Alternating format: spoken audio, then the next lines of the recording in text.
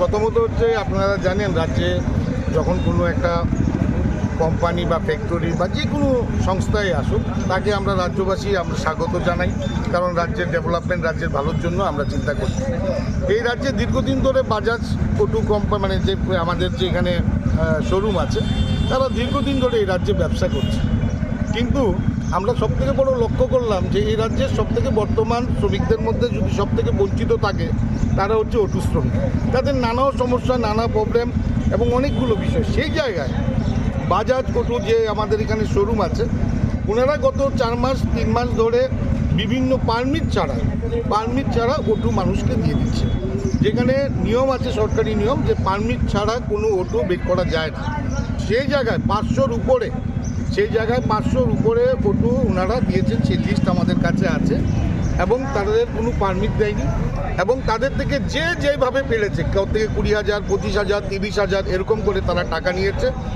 আজকে তারা 4 মাস ধরে ভুগছে, এবং এই অটোগুলো এইভাবে দেওয়াতে কি হচ্ছে, তারা বিভিন্নভাবে বাড়ি থেকে বেরোচ্ছে, বেরোনোর পর তাদেরকে ট্রাফিক ধরছে, তাদের ফাইন হচ্ছে, তাদেরকে আর্থিকভাবে নানাভাবে তারা সমস্যার সম্মুখীন হচ্ছে। কিন্তু একটা বাজাজ এতদিন ধরে ব্যবসা করছে, তাদের শোরুম, তারা এতটুকু প্রলোভন যে শ্রমিকদেরকে এইভাবে তারা নানাভাবে বঞ্চিত করে রাখা, তাদেরকে এইভাবে অর্থনৈতিকভাবে ক্ষতিগ্রস্ত করা, এটা তাদের কি ব্যাপার। তো তাই আমরা চাই এটার এগেনস্টে অ্যাকশান নিতে। যে 500-র অধিক যে অটো শ্রমিকরা যারা আজকে এই কষ্টটা পাচ্ছে, তাদের হয়ে আমরা আজকে এফআইআর করব বাজাজ শোরুমের এগেনস্টে, এবং বাজাজ শোরুম ইমিডিয়েটলি বন্ধ করতে হবে এবং সেটা কৈফিয়ত দিতে হবে সরকারকে, এবং তারপর তারা যেন খোলা হয়। সেই হিসাবে আমরা আজকে সারা রাজ্যে শ্রমিকরা এসেছি, যেখানে আপনারা জানেন যে এমনিতেই এএমসি এরিয়াতে যে অটোগুলো আছে সেখানে গাড়ি ঘোড়া, আমাদের রাস্তা বৃদ্ধি হচ্ছে না, আমাদের রাস্তা যা আছে তাই আছে।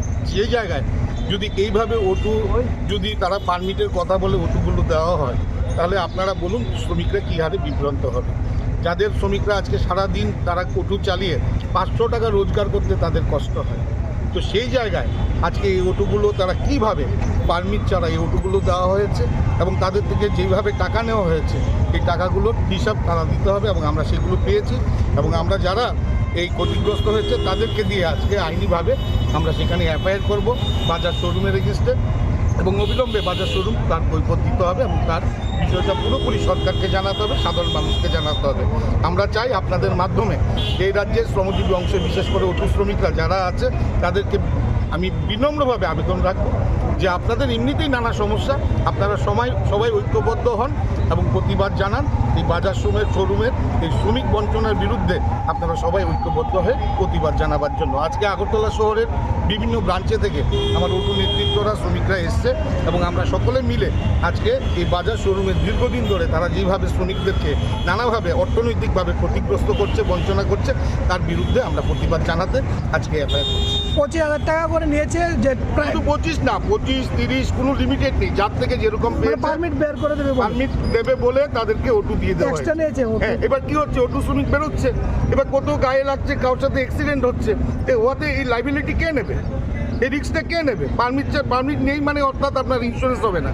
এই ইন্স্যুরেন্স না হলে এই অটোর কোনো সিকিউরিটি নেই, ড্রাইভারের কোনো সিকিউরিটি নেই, প্যাসেঞ্জারের কোনো সিকিউরিটি নেই। এই যে বিভ্রান্তকর, দিনের পর দিন তারা এইভাবে অর্থ শ্রমিকদের থেকে লুটে নিয়ে খাচ্ছে, তার বিরুদ্ধে আজকে গর্জে উঠেছি আমরা, এবং তার প্রতিবাদে আজকে পূর্ব থানায় আমরা এফআইআর করছি।